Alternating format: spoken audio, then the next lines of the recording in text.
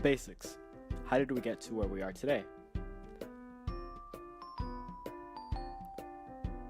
Well, first we started with AM radio, then FM radio, then going to satellite radio, and then digital radio, where we are today.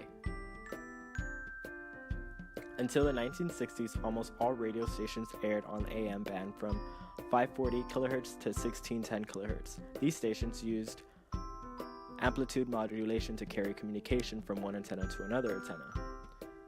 This was Golden Age radio. In other words, entertainment radio showcased shows like Blackstone the Magic Detective and Orson Welles' War of the Worlds, which created chaos back in the day. Listening to AM radio came with a lot of background static caused by weather and other electrical equipment, creating noise distortion when listening. Listening to AM radio also limited the broadcasters. High-frequency sound made by a violin or a low-frequency sound made from a drum can't be heard on the other end. So here comes Edwin H. Armstrong. He got the patents in 1933 and gave public demonstration of FM radios. Something interesting, Armstrong found that frequent modulation needs more bandwidth. Instead of 10 kHz channel used by AM broadcasters, FM required 20 times more space for each channel.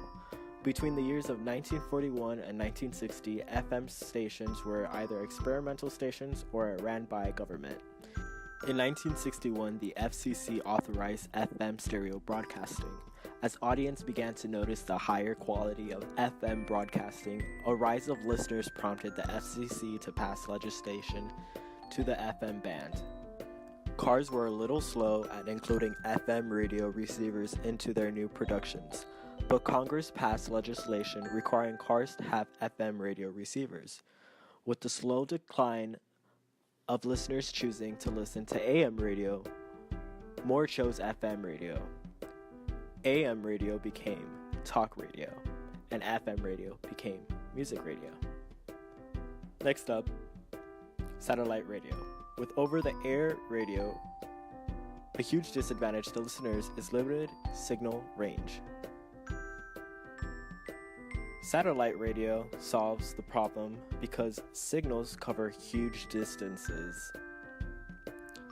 In 2001, XM radio began sending signals to cars and homes that had special receivers. This was all made possible by automobile manufacturing companies like General Motors and American Honda, as well as Clear Channel and DirecTV. Radio goes digital. Traditional radio still exists, but broadcasters and the FCC have been looking for an innovative way for the spectrum through digital rather than analog broadcasting. Digital radio broadcasting provides better reproductions and, essentially, better sound. Here are some pros. Digital allows multiple separate signals to use the same as one analog signal.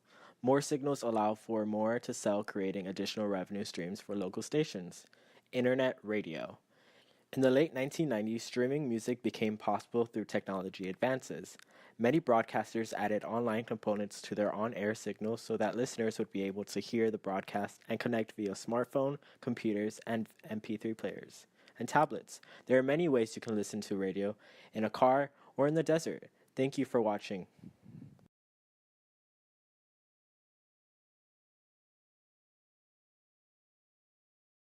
Created using Powtoon.